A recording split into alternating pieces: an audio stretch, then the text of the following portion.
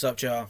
It's been a while since I made a video. Last video I did was Kill Bill, but since it's January 1st, I just figured I'd go through my list of movies that I saw in the year 2025. Since I hardly made any videos this year, I'm just gonna fire right through them. Fire right through them, really quickly. I'm here with my dog. I'm on my bed. You know what I'm saying? You know, sorry for the recording quality, whatever, the fucking video quality, because I'm doing this off a shitty laptop, a Google Chrome, because, you know what I'm saying, bro's trying to get up here and get up in the studies and do his research and shit, so I just got the cheapest laptop that I could find. To be honest, this shit cost me $279. You know, considering other laptops, you know, motherfuckers, I know y'all pay like $1,400 for your laptop and shit like that. I don't do that. I ain't got that bread.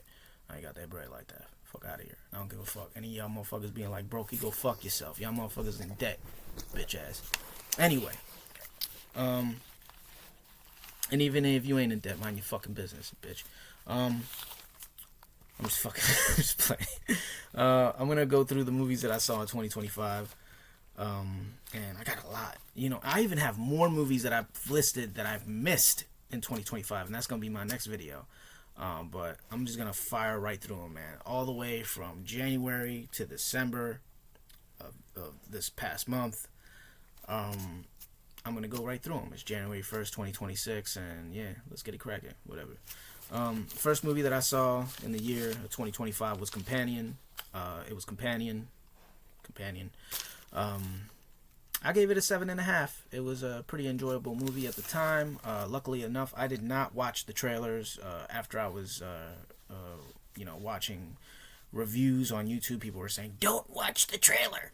Don't watch the trailer." And I was like, okay, I don't fucking watch trailers anyway. I mean, unless I'm in the theater, then I'm forced to watch these stupid ass trailers. But usually, I try to like stay away from them because they do tend to spoil a lot of shit. And they said that the trailers to Companion were spoiling a lot of things that was ruining things for people. And yeah, I got the enjoyment out of it. 7.5 bacon strips out of 10. I like the story, I like the characters, and it was just a straightforward movie. To be honest with you, though, I don't like the movie as much as people, love it. Like I don't think it was in a lot of top tens though, but people do talk about it. Like they praise the shit out of it. I just thought it was a pretty fun movie. So maybe it's like a 7, but 7.5. That's what I wrote down. That's what I'm gonna keep. Next film that I saw, I enjoyed quite a bit. I think I might have enjoyed more than Companion, to be honest, but I gave it a 7. It's Den of Thieves 2 with Den of Thieves 2, Pantera, with O'Shea Jackson Jr. and Gerard Butler. I enjoyed the last one quite a bit. It was really, really fun. The second one was really fun. Just a straightforward dad movie, man. I fucking love it. And I had a really good time watching it when I saw it back in that day. I still remember going, like, the time going beforehand, but I'm not going to go into that. Next movie I saw was One of Them Days, the comedy with SZA and Keke Palmer. And, yeah, that one was really fun, too. I was really surprised with the chemistry between those two actresses. Sorry, my dog's acting up here, bro. Fucking crazy.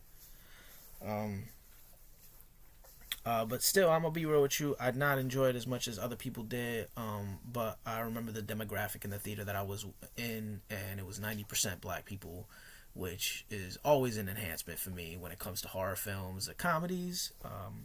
It's pretty good. I remember when I saw House Party, there was a kid, he rolled a blunt and smoked that shit right next to me in an AMC theater, bro. I was like, get the fuck out of here, bro. That was awesome. But that didn't happen here. And that boy wasn't black in the House Party movie. He wasn't black. He was mostly white. He was mostly light skinned, I think. Probably some Hispanic motherfucker, but just like me and shit. But One of Them Days. It was a pretty straightforward, fun movie, but I gave it a 6.5 because it wasn't like a masterpiece or anything. And really, to be honest with you, I don't remember a lot about it. But that's only because last time I saw it was like literally last year, so whatever. Next movie I saw was Presence. That's a Steven Soderbergh movie. It's a haunted house movie, and it's very low budget. I think it was shot on an iPhone. Had Lucy Liu in it. I was pretty underwhelmed by it, to be honest with you. It was really slow. The twist was like so I think I gave it a 6 just because of that. The next movie was Hard Eyes. I gave it a 6 as well. Pretty fun horror comedy movie, but really not anything that I really like bragged like to other people about like, oh my god, you got to see this movie. Like, but I was hearing that from some people, like they really enjoyed this movie, but I wasn't in that camp. Gave it a 6. The next movie is actually one of the biggest disappointments for me. It's Love Hurts, with that dude. You know, he played Short Round in Indiana Jones. I ain't like that movie, man. I did not like this movie. I gave it a 4.5 out of 10. Bacon strips, bro. That shit was lame. Captain America: Brave New World. I gave a 7. I gave a 7 out of 10. That's pretty good. Marvel movie, superhero fatigue, is definitely on the rise. So that's what's happening. Like, I remember back in the day when a superhero movie came out, even when it was a lot of them, like they were still like solid 8s and shit. Like maybe a few 7s, but like a lot of people, they're putting them ratings way lower now, bro. So yeah, gave that a 7. I'm not really gonna go into why. I just like enjoy the movie more than most people. That's just how I feel. The Monkey. Now this is another disappointment, and I like, this movie pissed me off because the beginning of the movie was fantastic. Like, it could have just been a short film, and you could have just let me go with that and just left the entire movie into my imagination, because the setup that they did was that you were really afraid of what this monkey was gonna do. You didn't want him to beat that drum, that last drum, because like once he does it, something fucked up happens to you. And it was a great setup for that movie, and you thought that it was gonna bring a lot of suspense and create characters that you liked, since it was a comedy.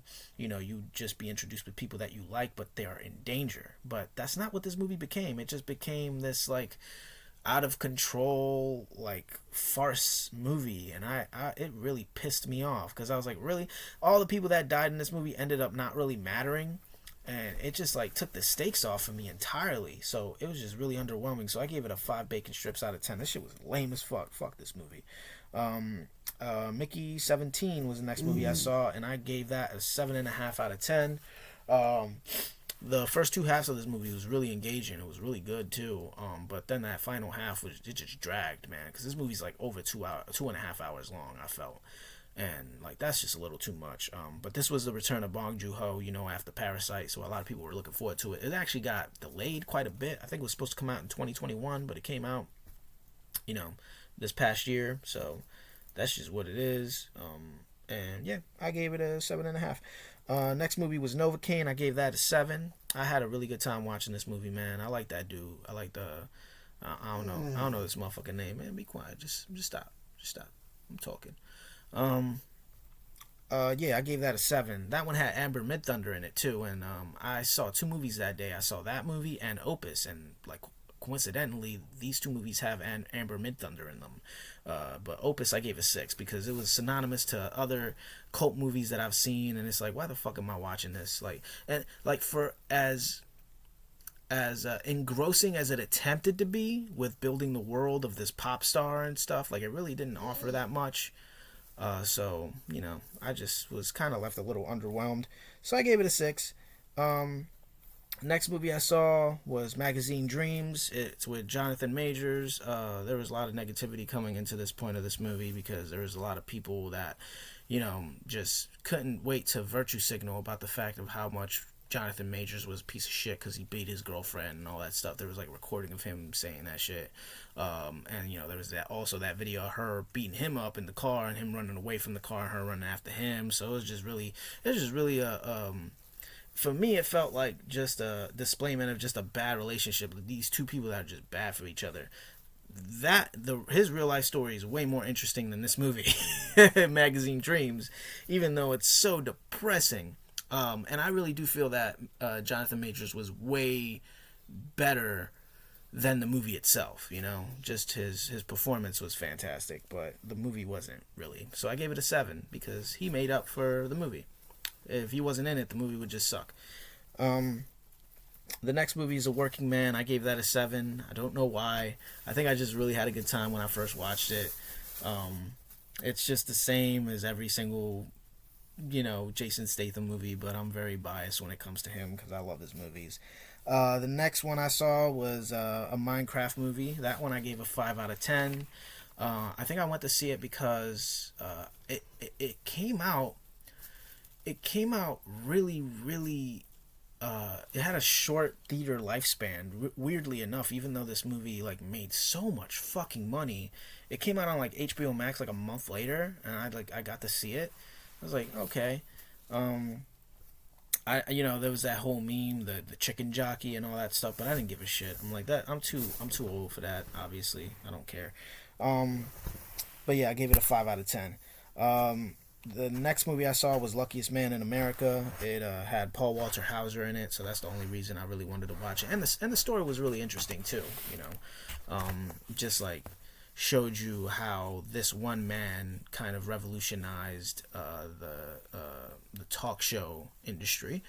But at the same time, it was really underwhelming because there was not anything much to the movie. Like other than that, like just the premise of it, and that's it. And I was like, oh, okay, well, I could have just stayed home and just watched the trailer again. But it is what it is. I gave that movie 6.5 though. So I guess Paul Walter Hauser did really make up for the movie itself. So that's cool. The next movie I saw was The Amateur. That one has Rami Malek in it, with the guy with the teeth, and fucking he's in Mr. Robot and shit, and The Master. I loved him in that, even though I didn't know who the fuck he was at the time. But yeah, it was like a really like wishy-washy movie for me. I didn't really care for it that much, but I still gave it a 6. I think that's a good rating, to be honest. So that means like the movie didn't really piss me off. I had a good time with it, I guess. The next movie I saw was Warfare. I gave that a 7. Now, this movie was pretty controversial when it came out because people saw it as propaganda for the U.S. Army. And, there's a lot of controversial takes with the Iraq War. I was even, like, conscious to understand it when I was a kid. I think I was, like, 10 years old when that shit happened, bro. 10, 11 years old. There's a lot of manipulation happening in our country. And even as a little kid, I understood that what the Bush administration was doing at the time was really wrong. And like we were just bombing a sovereign country with innocent people. But then there was also this stance on it that we weren't really even sure about what was happening. But like, because you heard two sides of the spectrum, and that sounds really familiar. That's happening now. That's happening right now.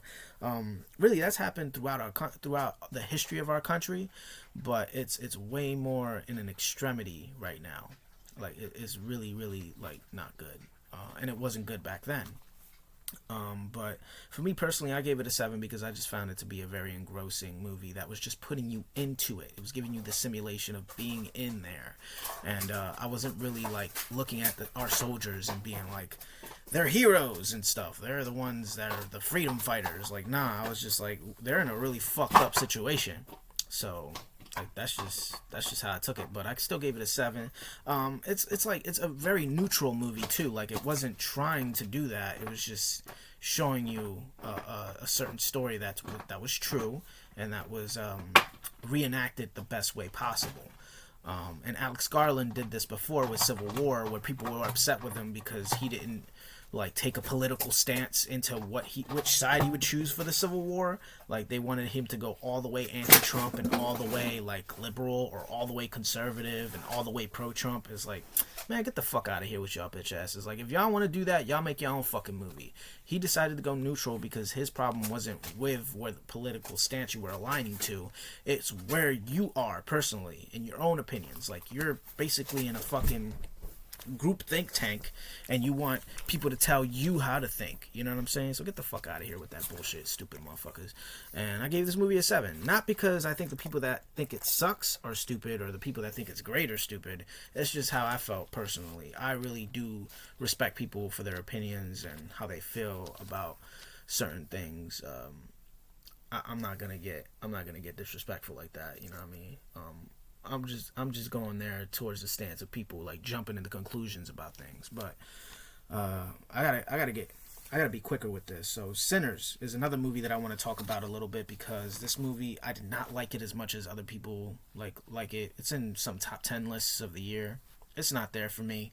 I gave it a 7.5 though, so it definitely gets an honorable mention because Ryan Coogler is just a master director. He's fantastic, and this movie looks so good. This movie's performed really well. It's just when it came down to the action sequences themselves, I just found it to be really underwhelming, and I felt like that took over the movie of how it started up, and how it started up was fantastic. I loved the world building. I loved everything about it. Um, and yeah, I just gave it a 7.5. I really wanted to like it more. I wanted to give it a 9. Like I really wanted Ryan Coogler to fucking like give me an unexpected punch. You know what I'm saying? But he didn't, and it's okay. That's just how I felt. Next movie is Death of a Unicorn. I gave it a 5.5. That movie sucked. The Accountant 2, I gave a 6.5. Pretty straightforward, fun action movie. It was cool. Thunderbolts, I gave a 7. Another fun Marvel movie. You know, gave Captain America the same thing, 7. Friendship, I gave a 6 because I found it to be really boring. Now, people in the theater that I was watching this with were fucking rolling, bro. They were laughing so hard. They thought this movie was fantastic. I did not. I found it to be really boring. I thought that the character in this movie was really awkward and dull. But there were 2 scenes in this movie that made me laugh harder than any movie this year. I'm not gonna lie. Those 2 scenes in particular, and I'm not gonna say which, but in the movie Friendship, I would probably rewatch those 2 scenes, and that's about it. And if I didn't say the score to that, I gave it a 6. So I guess it was just for those 2 scenes. I gave it that. Next movie was Clown on the Cornfield. Fucking basic ass horror movie. It sucked. I went to actually go see it at a premiere, and the author was there for a Q&A, but me and my friend left before they did all that because we were just trying to leave because that movie wasn't really that good. Next one is Final Destination Bloodlines. Pretty fun, straightforward movie. Now we're in like part 7, part 6 of these fucking movies, bro.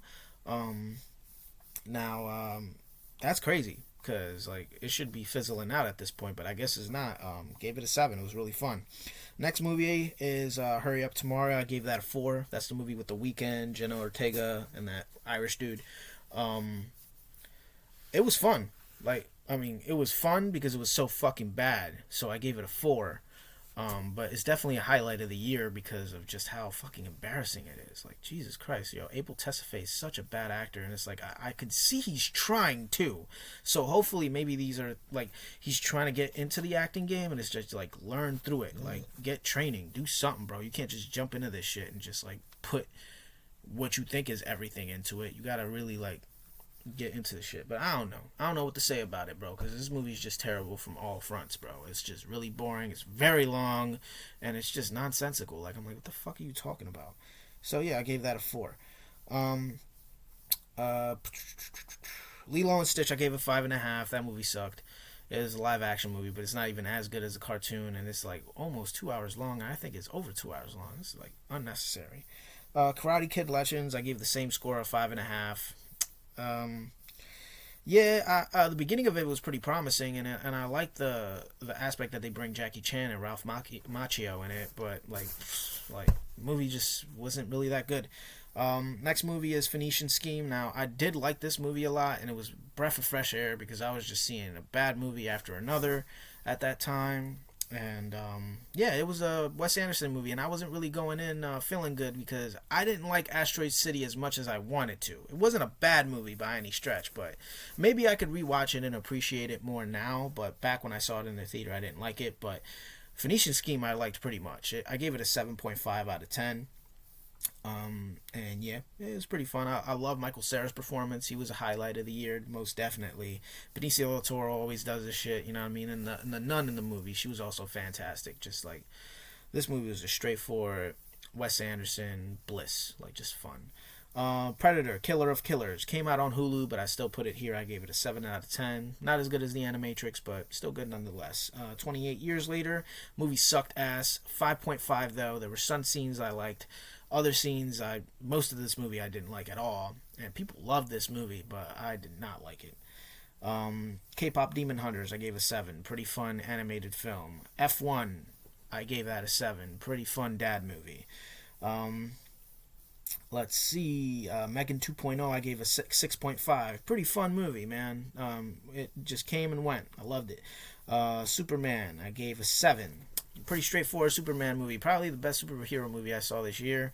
Eddington, I gave a 9. That is so far my favorite movie of the year. I absolutely loved it. People hated this movie, and I was reading articles about it, and bro, shit was getting really, really dark at the film festival. People were talking shit about him on the internet. It was crazy, but I stood by him, just like kind of leaving all those judgments aside. I'm also kind of an Ari Aster yes man, because he's made some of my favorite movies ever. So I was like, how could he fuck up this movie? And then watching it, I was like, oh no, they were just kind of off put by the setting of the movie, and it's constantly living in that world, and it's reminding you like the pandemic, social media, you know, AI, like all the shit that we already know now, and people were really like pissed off about that. But I think they missed the point on what he was trying to say about the movie. It's not about the setting itself; it's about how we're reacting to it, and just like how we're basing our ideas on groupthink rather than thinking of things for ourselves, like looking into these things that other people are saying, like we're leaning into others' opinions on things and not really looking into ourselves to like be like, am I going in the right direction? And I think people didn't really understand that.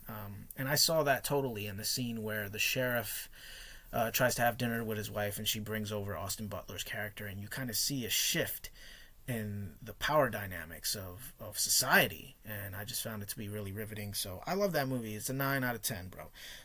Fantastic Four, The First Steps, I gave a 6.5. Happy Gilmore 2, I gave a 6. War of the Worlds, I gave a 5. I should give it a higher rating because I actually enjoyed it. The Naked Gun, I gave a 7. Fucking consistently funny throughout. Like not all the jokes land, but it was funny. Nobody 2, I gave a 6.5. Pretty enjoyable action flick. Highest to lowest, a 6.5. Same thing. I had a little bit of problems with it. It was a little loose, but I still liked the movie. It's a remake to Akira Kurosawa's High and Low, obviously, but you know, just like not really as into it, not really going against it because it's remaking a classic by any means. It's just like Spike Lee has definitely made better movies, and I know through his track records he's not the best with remakes, like with Old Boy not doing as well either. But looking at that movie now, I appreciate it a lot more, so maybe I need to rewatch Highest to Lowest to like, you know, maybe get a second view on it. The next movie I saw, one of the worst movies of the year, Relay. I fucking hated this movie. It was interesting at first, but then where it got to in the end, I was just like, this is a bunch of bullshit. Fucking main character just basically has a romantic rendezvous with the fucking girl that's getting ran after, and I didn't give a shit. I was like, who could fucking care? This movie's just going wherever it wants. Fuck this movie. Caught Stealing, I gave a 6 because I liked the story throughout, but then around the end I just kind of got like off put by it because it's just the same thing as the last movie, Relay. It just takes directions where it wants, and it's just like doesn't really like matter like to me. Like I feel like the moralistic like map to this movie was just off. Like I didn't really care for it, but I did love the sets and everything, and the direction was absolutely incredible. That's why I gave it a 6.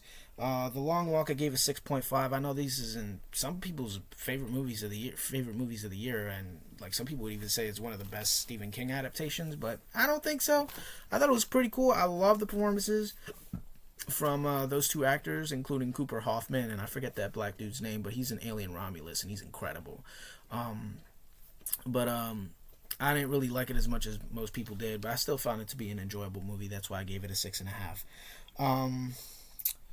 Let's see. Him, I gave a 4. Holy shit, this movie's fucking terrible. Oh my god, fuck this movie. 4. It's a 4. One battle after another 9. And yet again, another movie that would stand as a classic in 2025 and in the year of 2020. We've had a lot of great movies in the year 2025. That's why I've missed so many. The luck that I have. Strangers Chapter 2 is actually the worst movie I saw this year. That got a 3 out of 10 because fuck, this movie is completely worthless. Anemone, I gave a 5.5. I know that it was an effort from Daniel Day-Lewis and his son.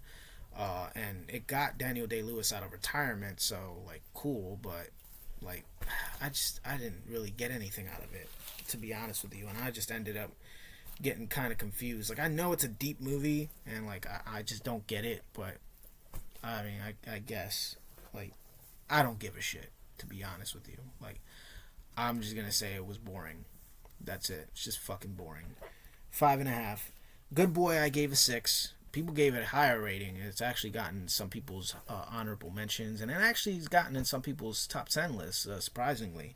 But I just found it to be a pretty cool horror flick, a pretty like interesting one at that. You know, all in the perspective of the dog. But in the end of the day, I didn't really care for it as much as most people. Tron Ares, a 6.5, which I expected it to be lower, but it was pretty fun, man. And that Nine Inch Nails soundtrack, as everybody says, is amazing. It's pretty good, man. The next one is Roofman. I gave a 6.5 out of 10.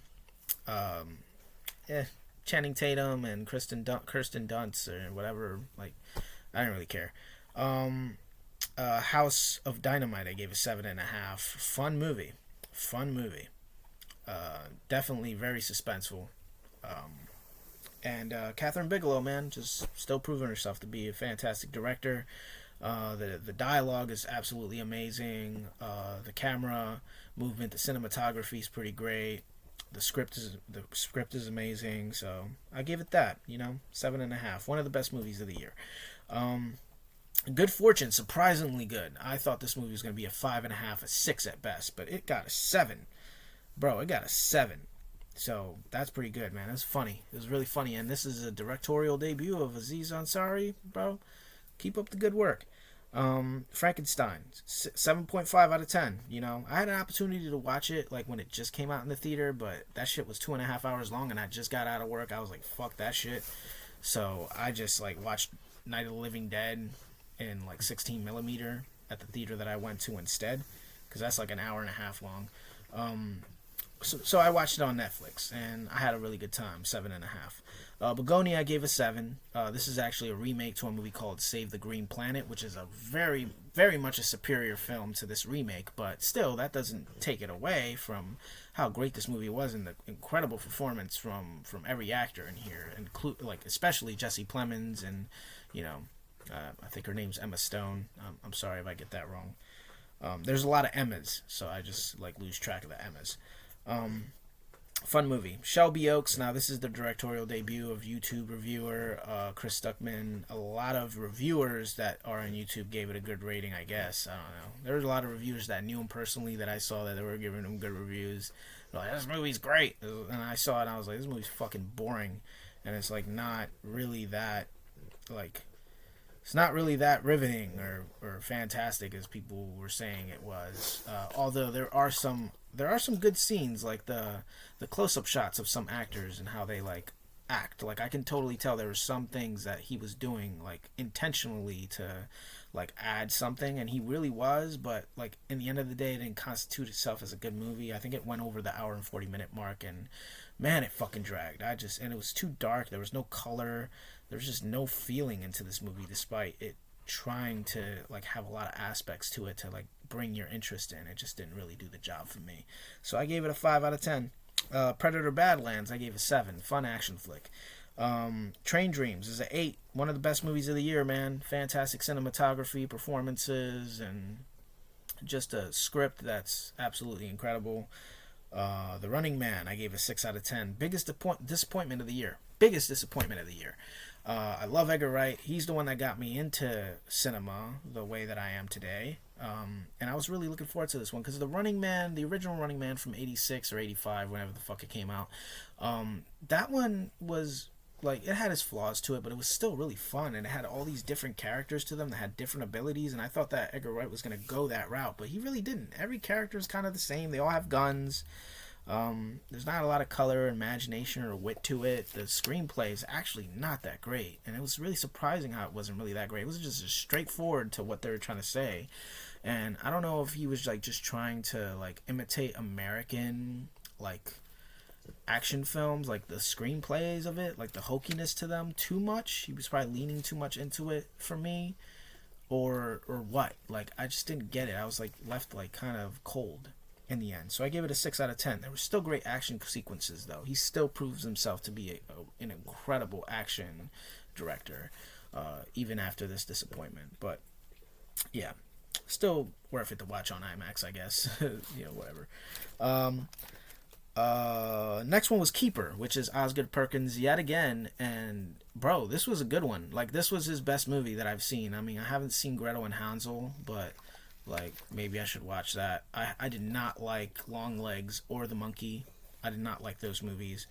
But this was a good one, man. Like, I gave it a 6.5, so that's pretty good. But like, I really want him to make it 8 for me because he's such a great visionary, and I really want him to display his skills with a really good script. But it's like he can't get past himself. I guess he has to write every movie he does, and every time he does, he seems to be in his own way for me, because it's just like, come on, bro, just be consistent. Don't go one way or another. Like, for me, it just feels disorganized when he writes. Like, I just don't really have a care for his characters mostly.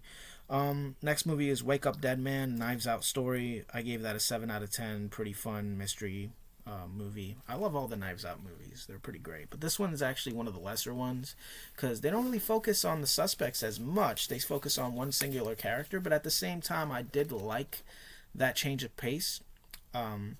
But I was a little disappointed because I was hoping to see more of Jeremy Renner, but he doesn't really show up as much in this movie. But it's alright. Movie was still pretty enjoyable, so I give it a 7. Now we're going into the end here. It's Fackham Hall. It's like one of those Naked Gun type movies, but it wasn't as good as Naked Gun. But I really loved Malfoy in this movie. I'm sorry, I don't know his fucking name. Something Felton. But he's great. I loved him in this, and I love everybody in here, man. It's just a really funny movie throughout, but still wasn't like a highlight of the best of these movies whatsoever. So I still gave it a 6.5. Next movie is Avatar: Fire and Ash. I also gave it 6.5, and that's pretty impressive for me because like I feel I'd be tired of these movies at this point, and I'm sure some people are, but I still find it pretty impressive. And you know, each time I go to IMAX, I forget that these movies run like 120 frames per second, if I'm correct. But it definitely runs in a different frame rate, and it doesn't give me headaches or anything. But it takes a few minutes to get used to for me. Then the next movie I saw was Anaconda, the Jack Black, Paul Rudd movie. Now this movie was supposed to be good because what people tend to do is when they don't have a good script, they just hire actors who tend to season up their scripts in a way. Like they seem to make a bad movie good. Actors like Jack Black and Paul Rudd. But even these guys couldn't save the script, bro. Because the script is absolute shit. It just sucked, bro. It was like this meta horror comedy type thing, you know, that was like gonna take jabs at like movie making and all that. It was going to be a movie about making movies, and the beginning of it seems promising, but once they get to the Amazon, bro, it's just lazy through the fuck out, bro. It is such a disappointment. It's like, why the fuck would you drop this in Christmas Day and encourage people to watch this, like, and get their good Christmas time wasted on a movie like this? You know what I mean? Such a disappointment, such an insult. It got a 4. I'm almost enticed to give it a 3, but I'm going to give it a 4 because it was still funny sometimes. Like, you know, there's some characters that I liked, but blah, blah, blah. Last movie, one of the best movies of the year, Marty Supreme. I gave that an 8.5. Now, this was, I actually forgot to talk about another movie. This was another movie that I, yeah, damn.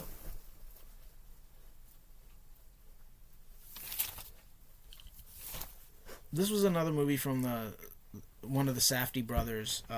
And quickly, like before I stop this video, I want to talk about the Smashing Machine. I gave that a 6.5 because it wasn't as good as Marty Supreme, but I didn't watch Marty Supreme at the time that I watched Smashing Machine. I did get a free t-shirt. I got 3 free t-shirts because I went to see the IMAX screening I guess a few days before the movie really came out. And when I went to the IMAX theater, they had the t-shirts like placed on whatever seat you were going to go to. And I got my shirt, but my shirt wasn't the right size. But when I left, I usually stay after the credits every single time. I saw like there were still some shirts there, so I just took some fucking shirts and I brought them home with me. I think I got like 4 shirts total. And yeah, it was like, it just says the Smashing Machine. It has that A24 logo, like, on the backside here of the thing. But yeah, the movie was just, Smashing Machine was just fucking, like, there was not really much conflict to it except the characters themselves. And, like, in the end of the day, you're just kind of watching this guy kind of, like, bury himself into obscurity. And like that's a cool concept to the movie, and it's a very bold thing to do. But it didn't constitute to be a movie that like captured my attention by the end of the year, unfortunately, even though it was pretty well done, pretty well made. Like, good job, Benny Safdie, but still 7.5. Now Marty Supreme, 8.5. Just adrenaline throughout, just like Uncut Gems and Good Time, like those movies that they've done in the past. Like, it's just fucking like, oh my god, get me out of this situation right now. And yeah, if Timothée Chalamet gets the Best Actor trophy for the Oscars, I wouldn't be mad, bro. He was absolutely incredible at it. Considering everybody else too, bro. Abel Ferrara was the shit. I did not know Abel Ferrara was in this movie. There was so many cameos in Marty Supreme, bro, that I was just like, are you fucking kidding me? That shit was crazy. It was nuts. But anyways, that's all I'm gonna do. I'm gonna just go.